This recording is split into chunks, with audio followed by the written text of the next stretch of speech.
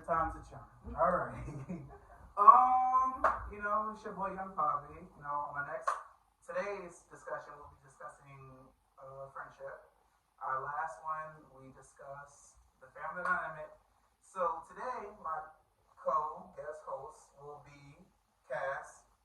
Hi y'all. So Cass, tell them a little about yourself. Well, I'm 23. I'm pretty young, old soul. Um, but I met Hugh Kwamir about 2-ish years ago. We both worked on a program together, and we formed the program was like 4 months between both of us. Became fast friends. I'm currently a digital artist, looking for a more stable work environment. But I'm here talking with all of you today, and I cannot wait to learn more about how friendships work. Speaking of friendship, so Cass, what would your definition of friendship be? So I can categorize friendships in multiple ways, but I think the main pillars of friendship are communication, trust, and familiarity, knowing your friend and knowing who they are outside of just what they tell you, and understanding that who they are matters more than the outside facade of who they present to other people. So my definition of friendship is pretty much in harmony with hers. I feel like you can't really call someone your friend if you don't really know. You're not gonna know everything about your friend, but you're gonna know majority of them. You're gonna know, their likes, their dislikes. You're gonna know their pros. You know their cons. And truly knowing someone is, I mean, it's not really easy to put into words. You're just gonna know, by their dynamic, their body language, It and who takes they are. it takes time. I mean, the greatest of friendships last decades. Right. That's the meaning of it. But and I can say this much. Okay, I do want to say this. He has notes. I don't. So all this is coming off of at least I'm authentic as possible. Him, no. But friendship at least has a foundation. And so the foundation needs to be built first on trust and on familiarity. And then after years of knowing each other, that's when you can become familiar. Right.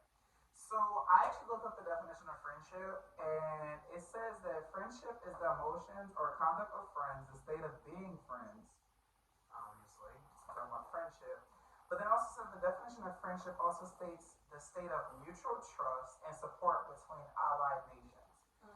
That is very hard to find nowadays because there are a lot of different types of friends. We have ones that gaslight and we have fake friends. Plus, there's a lot of them out there. So, while doing research, I came across this acronym that said for friends, it says the following. They have friends spelled out, and then on the side of it, it says friends, they fight for you, they respect you, they include you, they encourage you, they need you, deserve you, and stand by you. So let's dissect the true meaning of this acronym and what it goes for. So when they say fight for you, how would you take that? Well, they're to validate you.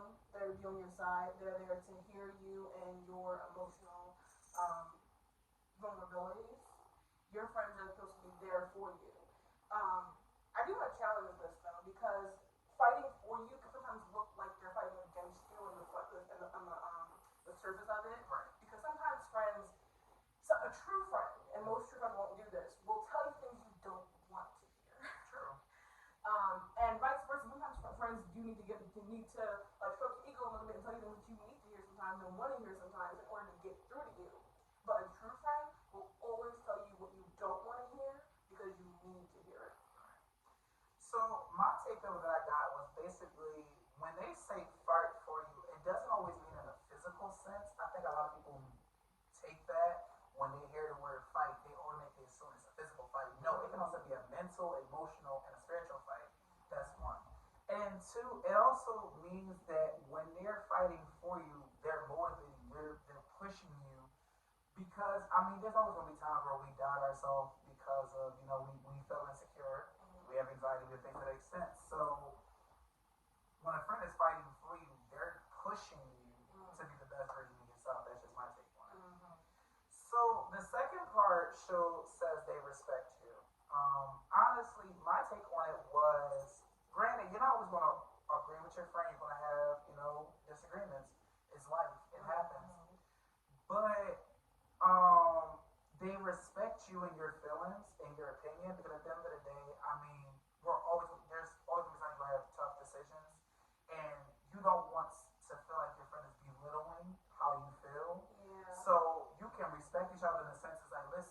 not agree with your personally saying, but I'm not going to belittle what you're saying because you're saying it's very valid.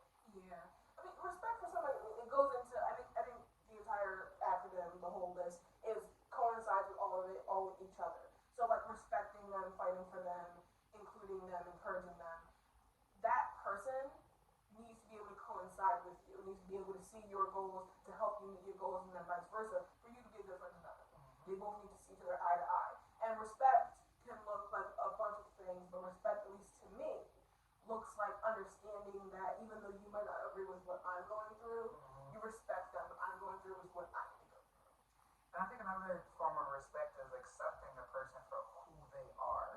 Because there's a lot of times where we say things and, we might have disagreement and then you're questioning who they are, but I feel like in a sense it's disrespecting them because you might not agree with them at that present moment, but the friendship was still there. You knew of them. So at times it's respecting them is just accepting who they are. They have their flaws. We all have our flaws. Yeah. But in a sense it's like our flaws are what makes us who we are, and we can always grow from the flaws we have. And the respect is a fine line between respect, worship, and then being a doormat. Right. What you don't want to do in a friendship is let them do whatever they want, and then you have no say. And there's no consequences. And there's no push and pull in a Right. friendship. There's no give and take. There's no, I don't want to say equality because that's kind of like all friends and friends groups have their own like, I don't want to say roles, but like methods. Like they have their own functions, their own cycles. And so everybody is like, oh, Tahir does this, Shannon does this, Cass does this, and Q does this. We all work together and we all do our own things, and I can rely on you because of that and I respect you because of that. Right. So the next part of the acronym says they include you. So what is your take on when they say they include you? So my mom has 3 good friends that have known her since she was a teenager. And 21, I count that. Since her young adult childhood. And she's known them for longer than I've been alive. And inclusion to me looks like you can see them coming to your wedding, coming to your baby showers, coming to your baby's birthdays, calling them up, not wondering if they will, like not wondering that even if they're busy now to answer. Inclusion to me looks like understanding that even though these people aren't your blood relation, they're going to be there for you and vice versa. But I also think inclusion is the mindset of believing that even though this person that you know is your friend that you've known for a year, 10 years, no matter what, that they're willing to remember you and go, hey yo, what about Cass? You gonna include her too? But they're gonna remember you. I think, just going on personal experience, I think when I think about the party that, I threw for someone that I was really close with, when I think about including, when you're friends with someone, there are times where you invite certain people because you know they have a reputation of showing up. There's also some friends you're like, if you invite them, and it's a little bit of you got to pull teeth to get them to come somewhere. So my thing of including you basically is like if you're having a fair gathering, you can count on an invitation. Also, including means like you go on a consistent basis. Like, you invite them, their viewpoint of when you're going through matters. And also basically it's like when you're now don't get me wrong, you're not always gonna talk every day to your friends. I mean there are times where There are going to be droughts. There are going to be Right. long periods of time where currently, I have not talked to a certain friend of mine in 1 month. No, it's been a minute. I can probably call her soon. But do I doubt that if I were to call or text her, at the very least she wouldn't call me back or text me back by the end of the day? Because, it's been a minute since we conversed. But I'm rest assured, and I'm rest assured in the trust that I have in her, that I would call her right now, and not right now, it's probably at work. But if I were to call her, she would call me back. I mean, me personally, I just went through that. There was a friend that I've known this man for, I can say about a little over 2 years. We met through a group chat we were in, and still cool to this day. I actually have had some friends since my birthday, but I knew that, when you're going through things, you don't always want to be in a limelight. If anything, I know you're going to want to step back and deal with it yourself. And he was going through that. At the end of the the day, that's still my dog, that's still offering my support, and I know, whenever he's around, it's always gonna be a good time. Mm. And that's another thing that goes to, I think when people think of friendship, they call people fake when you don't talk to them every day. I feel like, And I think it's a facet of other things too. I don't think there's much talking every day because I feel the opposite. Calling me every day to talk about nothing. exactly. And it's a unfortunate line that we have to like tiptoe on because you don't want to be doubtful in your friendship and go, do I have to call them to make sure they remember me? Because you should be rest assured in your friendship that they shouldn't have to call them every day to remember you. And vice versa, this is my friend I haven't heard from in 4 months. But it doesn't bother me if you didn't call me in 4 months. It's just we're busy. We're busy. I definitely want to give them a shout out to my day ones. Cass is one of them. My friend Tim that lives in Baltimore. Even my friend Makai who lives in DC. They can. Funny thing is, Makai is a pain, but I love him dearly. And with Cass and Tim, talking to them, I talk to them on a consistent basis. It's always a good time. It's always a good conversation. I never feel like we have to tiptoe when we're having serious conversations. We're always very blunt and vocal with each other.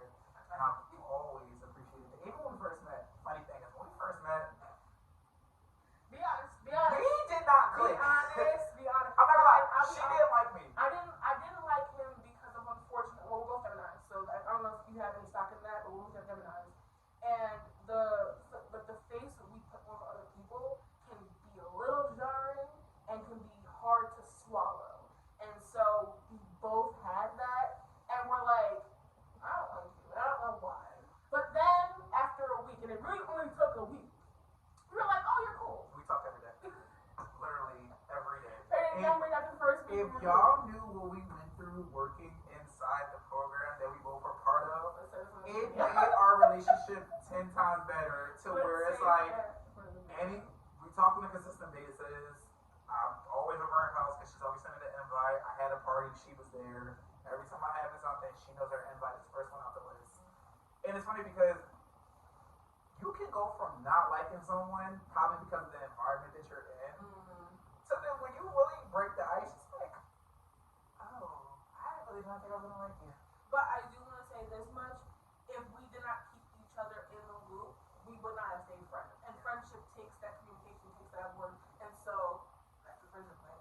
It's about that open communication. It's about that open dialogue. It's about understanding that it's not just him calling me, but it's me calling him, and understanding that we're there together. Another thing is that she sends me memes on a consistent basis. I'm so I'm serious. funny She in will my legit own send me right. memes. I'll be like, You're funny.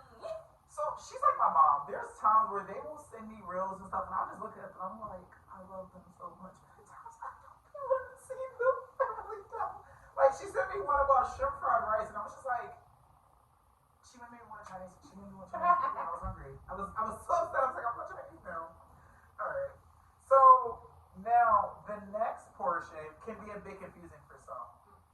The acronym says they need you. So Wait, no. oh, so sorry. You can't spell It's it. an acronym. And so now I get started tripping. So the next person says they encourage you. So for me, my take on it is that, like I said, dealing with life, sometimes you feel insecure. You belittle yourself, anxiety, depression, things to that extent. So having a friend that encourages you, I mean, basically, when you doubt yourself, you're doubting yourself from either a past experience or because when you're going into something new, say for instance you're going back to school, you're going to doubt yourself because you don't really have the proper knowledge to do what you need to do. So, my definition of when they say a friend encourages, they really do. I mean, they'll take the time out to do a check up on me, even if it's just a simple text. You might not have a lot to say, but it's encouraging because they thought of you. And then when you're going through things, they offer their insight, their opinion, their experience, and it might be encouraging to be like, it might put a battery in your back in the sense of like, you know what? I might not know what I'm going through, but thanks to the insight that this friend is giving me, I know how to handle it. Yeah. So what would your insight of when they say they encourage? Well, I think when it comes to actually being encouraging goes back to fighting for, and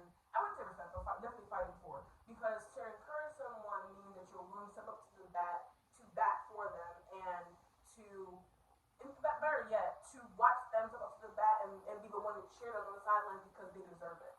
Because in whatever endeavor that they're going to have, they need the what's the word? Crew, the support around them in order to do what they need to do. Yeah, circle of trust to do what they need to get done because they need that support group. That's what it is.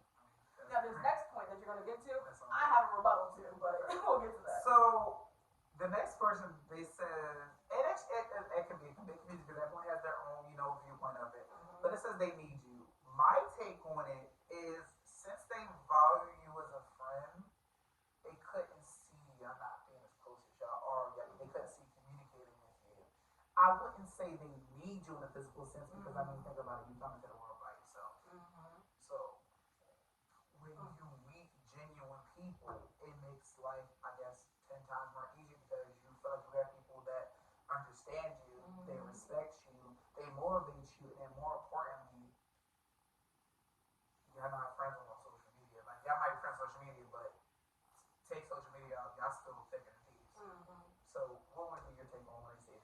So, I have a bone to pick with this word because I personally feel as though that need is a very heavy, very dependent topic that not a lot of people respect in that regard. Because to need someone in a relationship, whether it's familial, platonic, romantic, whatever, to need someone and be dependent on them needs to be a give and take for both individuals. Otherwise, it's going to always be unbalanced.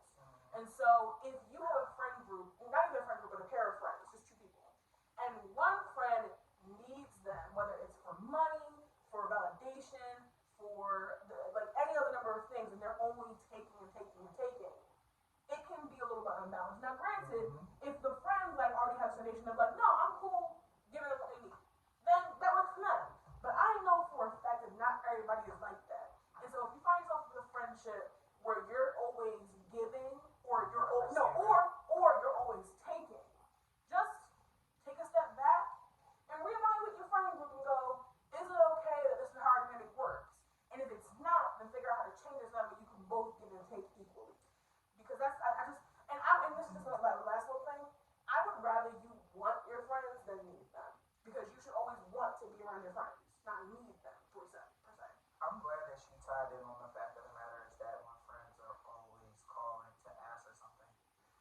I know we've all dealt with this. The friends that do, or people that we think that are friends that do, like the fake checkup. Turn around and ask for a fake. Oh, how you doing? Okay, cool. Can I borrow 10 from you? I'm not your mom. It's like if you really your mom, can I do that? I feel like if you're gonna do that to me, just ask me straight out the door. Don't even do the fake checkup. Cause then if I feel like if you wanna check up on me, let it be genuine. But don't do it with a motive of getting something from me. And then when you text me next time and I don't respond, that's like, why you not responding to me? Bro, you just fake checked up on me to ask me for money. Like, I always pride myself in being vocal. Be blunt. State your intentions from the door. If you want something from me, just be like, hey, I ain't heard from you in a little while, but if it's possible, can I get this, that, and third? Okay. You let me know your intentions from the door where the conversation is going to go. Not the lead up to, oh, hey. Let me butter him up first. How are you? Good. How about you? I'm great. We'll be better for having some money in my pocket. See, I know you were going to do something. It's the build up. Like, just get your intentions straight out there from the door. Because, again, bothers me with a passion. But hey, ooh. Wow. I think that was our most controversial talking point. And I think for me, it's because of the want need thing. And then for him, it's because of just the idea of somebody the taking and not giving. Funny thing about this is that she and I are both very antisocial. You wouldn't think that. But we're super close with each other. Yeah. Like, we're both homebodies. You can ask her. There's some times where I've gotten off of work and I'm right in the house. And she's like, where you at? I'm in the house with some music. Like, I enjoy being a homebody because going back to the need part, I don't need friends that bad. Would I like to have friends that have common interests as me? That I can have, discussions like this and even sit on my podcast? Yes. But is it easy to find? No, because we have people, we all come from different backgrounds, but we have people who are so set in their ways that they can't take it off like a jacket in a sense to let themselves be vulnerable to have the next portion, it says they deserve you. So, what do you think it means when they say your friend deserves you? This is probably the heaviest because sometimes I think this goes back to what I was talking about like a little earlier, where friendships call like last decades. Because sometimes it can make somebody feel unworthy to have a friend that gives and gives and gives, or takes and takes and takes, because you feel like you don't deserve them in your life. But what it means to me is not so much the person from that they don't deserve them, but understanding that in a friend group, you deserve each other because you're both good for each other, because you both give and take for each other. And so, I don't know, deserving is such a heavy thing because some people feel that they don't deserve the good things in their lives. Right. When everybody does, and everyone deserves a little bit of goodness in your life. Mm-hmm. And if that comes in the form of your friend being there for you and you there for them, what more can you ask for? So she literally said I haven't scripted. So I'm gonna read what I wrote down because I'm not gonna lie. And he was prepared. Because I know we're gonna depict what I have to say. Mm-hmm. So my understanding is, I mean, there's a lot of people in this world that we feel like they're worthy of our friendship and some aren't. So I'm gonna give an example of a friendship that does not deserve to be around you. Someone who gaslights. So gaslighting is a form of physical abuse, physiological abuse, where a person causes someone to question their sanity, memories, perception of reality. A lot of people do that nowadays. There are friendships to where they will gaslight to make you think that you're going crazy when you know they did what they did. And it happens a lot. Then, so since people experience gaslighting, they feel confused, anxious, and unable to trust themselves. It happens a lot. So another example of someone who doesn't deserve your friendship is a fake friend. A fake friend are people who intend to care about you, but actually, who pretend to care about you, but don't actually have your best interests at heart. Also, a fake friend, as fair, worthy friends, they tend to act like friends only when it benefits them. One who deserves your friendship are those who push and motivate you, ones that support you and hold you accountable. Example, being a friend to me. If you are wrong and I hate a dispute, I'm not going to call you out in front of everybody because I know how it feels. I think we all would hate to be in a gang up session and everyone's telling you what's wrong with you. You're not going to take it because you feel ganged up on and you're going to automatically shell up and not want to talk. But I respect someone, even someone like myself. I would rather pull someone aside and be like, hey, I've been saying some things I feel like you need to work on, and as your friend, I care about you. I want the best for you. I feel like if you deal with this, that, and the third, people will have a better understanding of you. Because a lot of people do it. And then also, I love a friend that just hits home, respects your boundaries, and values what you stand for. Granted, again, we're not always going to get along. However, I respect your viewpoint and what you stand on, your morals. It should always be a two-way street. So, with all that being said, what is your take on that? I agree with most of it. The only thing I'm probably only pushing back on is the not calling somebody out in a group thing, because like for me it's a limit, because like I'm only gonna take so much of people spewing out BS without being pushed back on. Mm-hmm. Granted, but if it's my friend, and I know that they're sitting on their 10 toes down, not gonna change their viewpoint, then I'm gonna wait until everything's cooled down. I'm gonna pull them aside and talk to them by themselves, because that's not the kind of situation that I would ever want to put somebody else over.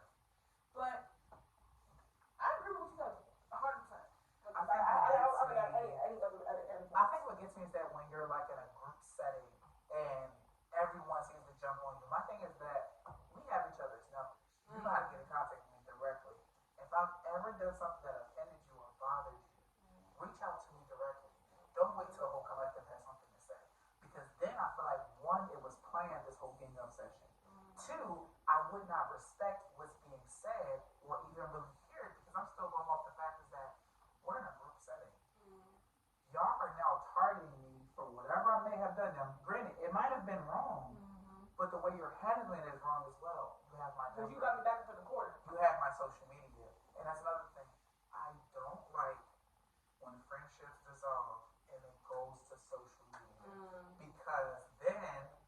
who have no knowledge of the situation are getting involved, adding their viewpoint in, and then once y'all two have maybe kumbaya or reconciled, even if y'all don't, people are still commenting on something that happened between y'all almost years ago, in a sense. Stay off social media with your problems with your friends. If it cannot be resolved with a conversation, then it is best that you go your separate ways and live your life.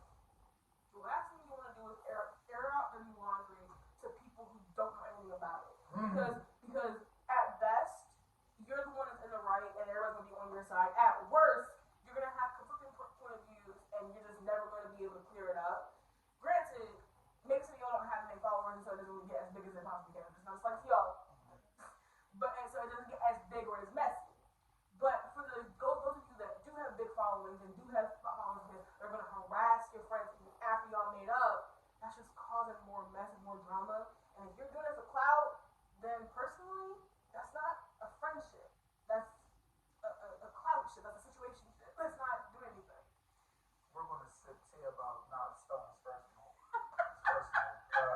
tea, because So horrible. y'all, I'm not gonna say y'all, like I know people that do it, but I do. Sorry. some people, y'all really let the rings out, like y'all really go for the jugular. I'm sorry, me and the person I am, I don't care how bad I got into it with somebody, I will never hit you with a low blow because then once we cool, if we reconcile, then we still look like I really said that. I'm gonna feel bad. I'm not gonna lie. I'm an emotional gangster. Yeah, I am very blunt. I'm very vocal, but I'm also a crybaby. I really can. For instance, just on the phone with her the other day, and I cried because what gets me is I'm all for your friend wanting to motivate you, but I also don't like when friends kind of hit you with things that consistently bother you. For example, let's just say, for instance, you lived with your parents your entire life, and your friend's like, "Oh, why don't you get your own place?" Do we fail to remember the economy and the world that we live in? Things take context. And not even that, people are just so quick to want to get paid, but they don't want to do the job properly. Especially with some of these landlords. You can think everything's all cool, and you set up in a place for X amount of months. You having pipes with the walls, pipe with the structure, pipe with the problem with the water, and then you're sitting there, you're like, I rushed to get into something. I feel like if you really want something, let it happen naturally. Don't force it. Because the more you push for something to happen and you force it, you're doing it for all the wrong reasons. If you let time give you, and then you get the maturity to be out on your own, let it happen naturally. Don't rush. Because I mean, I know people that still are home at almost 40 years old. Not throwing no subliminals or nothing, but at the end of the day, they're not comfortable enough to be on their own. And if you have a strong support system that will allow you to stay with them until you get ready to go, Most people like to run away. And to clarify onto that, it's more so just like if your friend group is judging you, or your friends are judging you because of your situation and because you don't trust them enough to either reveal all of it, or you have and they still want to judge you, then reevaluate your friend group. Not saying double immediately, but talk to them. Because if they're judging you because of where they think you should be in life, without giving you a chance to be in life, things need to change. so the final part, it says they stand by you. So my take on that was it pretty much is in harmony with the previous portion. They're not always going to agree with your decision, but because of love and respect they have for you, they will stand by your decision, whether they agree or not. Also, more importantly, when they say stand by you, example, what bothers me, say for instance, we're going to use labels. A and B are friends. B and C were friends. A and C don't get along. I would hate for B to pick a side with A or C. I feel like just stay neutral. Because if you're cool with both parties, eventually they might be able to come back together and reconcile. But if B sides with A or B sides with C, Then what? what happens now? Now I do want to say this is that in the scenario where A, B, and C are like kind of a B friendship, where like B is cool with C and A. If it gets to a point where your two friends